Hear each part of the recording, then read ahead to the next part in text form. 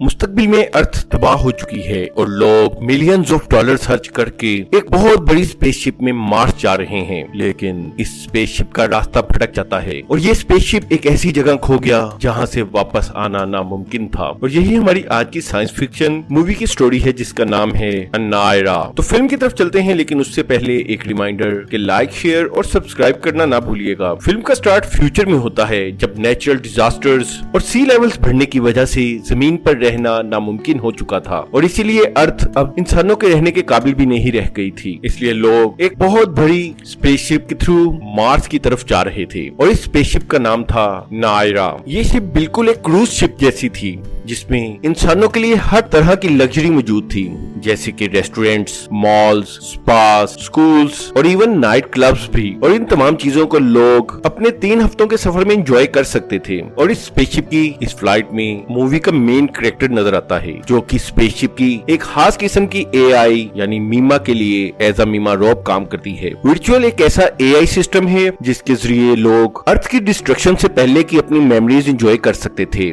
और मीमा हॉल को पैसेंजर्स के लिए खोलने से पहले मीमा रोब खुद उस सिस्टम को यूज करके अर्थ पे अपनी मेमोरीज को एंजॉय करती है, जैसे कि वाटरफॉल और मुख्तलिफ फ्रूट्स को खाने और उनका जायका महसूस करना। इसके बाद वो अपने रूम में जाती है और उसने ये रूम शिप की एक एस्ट्रोनॉमर के साथ शेयर किया हुआ था। और अगले दिन मीमा रोब सब पैसेंजर्स को मीमा ट्राई करने के लिए कहती है, लेकिन सिर्फ कुछ ही लोग इसमें इंटरेस्टेड थे। और सिस्टम के इंट्रोडक्शन के बाद वो 5 लोगों को मीमा हॉल में ले जाकर इंस्ट्रक्शंस देती है कि कैसे अर्थ के एनवायरनमेंट को एक्सपीरियंस करना है। और उसी वक्त फ्लाइट में अचानक कुछ गड़बड़ होने लगती है। असल में इस शिप ने अपने आप को एक स्पेस डेब्रिस से टकराने से बचाया था, लेकिन थोड़ी ही देर में पायलट्स शिप को स्टेबल कर लेते हैं, लेकिन जल्द ही उन्हें पता चलता है कि वो अपने असल रास्ते से हट चुके हैं। और उसी वक्त एक पायलट इज़ाजेल स्पेसशिप को अपने असल रास्ते पर लाने की कोशिश करती है, लेकिन सिस्टम उन्हें वार्न करता है कि इंजन की पावर फेल होने की वजह से इंजन मेल्ट डाउन होने लगा है। इसलिए शिप को पूरी तरह तबाह होने से रोकने के लिए वो उसका न्यूक्लियर फ्यूल निकाल देने का फैसला करते हैं। इसके बाद इज़ाजेल कैप्टन को बताती है कि हम रास्ता भटककर क्लस्टर ऑफ स्टार्स की तरफ बढ़ रहे हैं।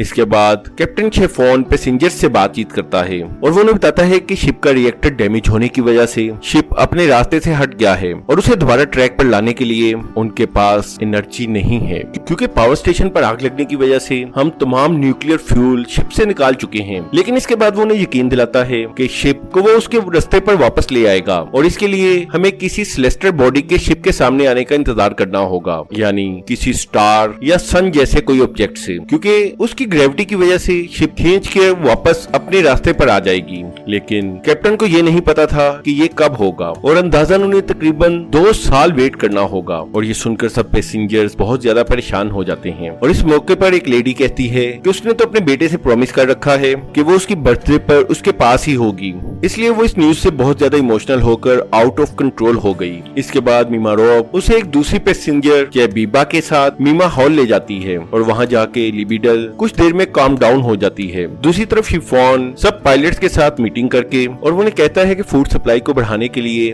LG की प्रोडक्शन बढ़ानी होगी। और उसी रात एस्ट्रोनॉमर और मीमा रोब आपस में उसी न्यूज के बारे में बात करते हैं, लेकिन उन दोनों को कोई फर्क नहीं पड़ता था क्योंकि दोनों इस दुनिया में बिल्कुल अकेली थी और उनका मार्स पर कोई भी इंतजार नहीं कर रहा था। और इसी तरह 3 हफ्ते गुजर जाते हैं और सब चीजें नॉर्मल चल रही थी और लोग टाइम गुजारने के लिए अपने आप को मुख्तलिफ एक्टिविटीज में बिजी रखते थे। और मीमा रोब की जॉब भी काफी बिजी हो गई थी क्योंकि अब ज्यादा लोग मीमा में इंटरेस्ट लेने लगे थे।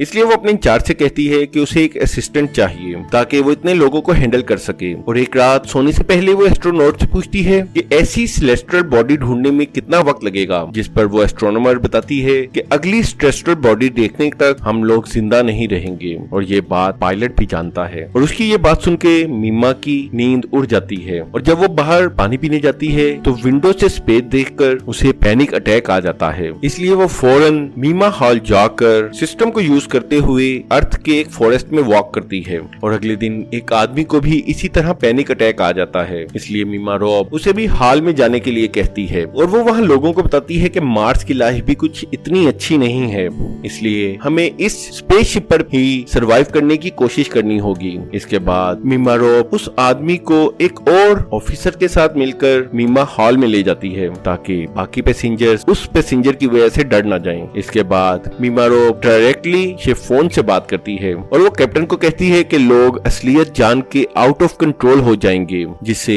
मीमा की डिमांड और बढ़ेगी, इसलिए उसे हालात को कंट्रोल में रखने हो के कुछ असिस्टेंट चाहिए, जिस पर कैप्टन उसे 8 असिस्टेंट देने का प्रॉमिस करता है और वो बताता है कि जब लोग एलजी खाने के यूज्ड टू हो जाएंगे तो मैं उन्हें असल सिचुएशन बता दूंगा। और इसी तरह 3 साल गुजर जाते हैं। अब मीमा रॉब टाइम स्पेंड करने के लिए समटाइम्स नाइट क्लब भी चली जाती थी और वहीं उसकी दोस्ती एक आदमी डेजी से हो गई। दूसरी तरफ स्पेसशिप की फूड डिमांड को पूरा करने के लिए एलजी की ग्रोथ में मुसलसल इजाफा किया जा रहा था, लेकिन इसके साथ साथ असल मसला वाटर प्यूरिफिकेशन प्लांट पर था, क्योंकि अब लोगों को पानी से स्मेल आने लगी थी और मीमा की डिमांड भी और ज्यादा बढ़ती जा रही थी, क्योंकि लोगों ने 3 साल से अर्थ को नहीं देखा था। मीमा रॉब इज़ाजेल को ऑपरेटिंग आवर्स के बाद मीमा के इस्तेमाल की इजाजत देती है ताकि उसे लाइन में वेट ना करना पड़े, क्योंकि वो और इज़ाजेल अब अच्छी दोस्त बनती जा रही थी। और एक सुबह मीमा को यूज करते हुए मीमा रॉब देखती है कि बर्ड्स अचानक से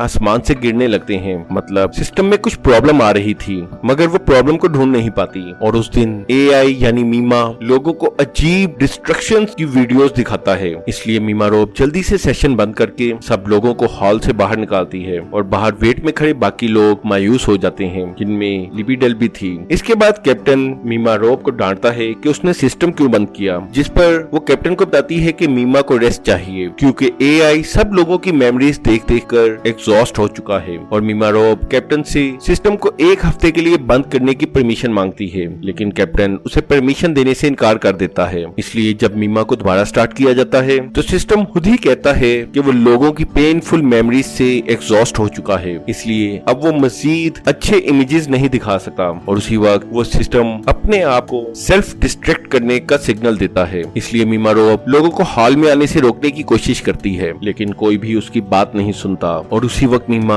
खुद को तबाह कर लेता है और अगले दिन लोग उस सॉफ्टवेयर की याद मनाते हैं। और लिबिड सब पैसेंजर्स को कहती है कि मीमा की तबाह होने की वजह मीमा रॉब है, क्योंकि वो इसे बहुत ज्यादा यूज करती थी। और जब ये बात कैप्टन तक पहुंचती है तो वो भी मीमा रॉब को सजा देने का फैसला करता है। और इस मौके पर इज़ाजेल उसकी फेवर में कैप्टन से बात करने की कोशिश करती है कि इसमें मीमा रॉब की कोई गलती नहीं है, मगर कैप्टन जब उसकी बात सुनने से इनकार कर देता है तो गुस्से में वो कैप्टन को भी हिट कर देती है और इसलिए उसे भी मीमा रॉब के साथ सजा के तौर पर लॉकअप में डाल दिया जाता है। और इसके बाद 1 साल मजीद गुजर जाता है। अब शिप में चीजें और भी ज्यादा खराब हो चुकी थीं और यहाँ पता चलता है कि कुछ लोगों ने कल्ट्स बना लिए हैं, जबकि बाकी लोग सारी उम्मीदें छोड़ चुके थे। और अब कैप्टन के पास स्टाफ भी कम पड़ रहा था, इसलिए वो मुजरिमों को लॉकअप में डालने की बजाय उनसे काम कराने का डिसाइड करता है। और इन्हीं मुजरिमों में इज़ाजेल और मीमा रॉब भी थी। इज़ाजेल को एलजी की ग्रो का काम दिया जाता है और मीमा रॉब को बच्चों को पढ़ाने का काम दिया जाता है। और यहीं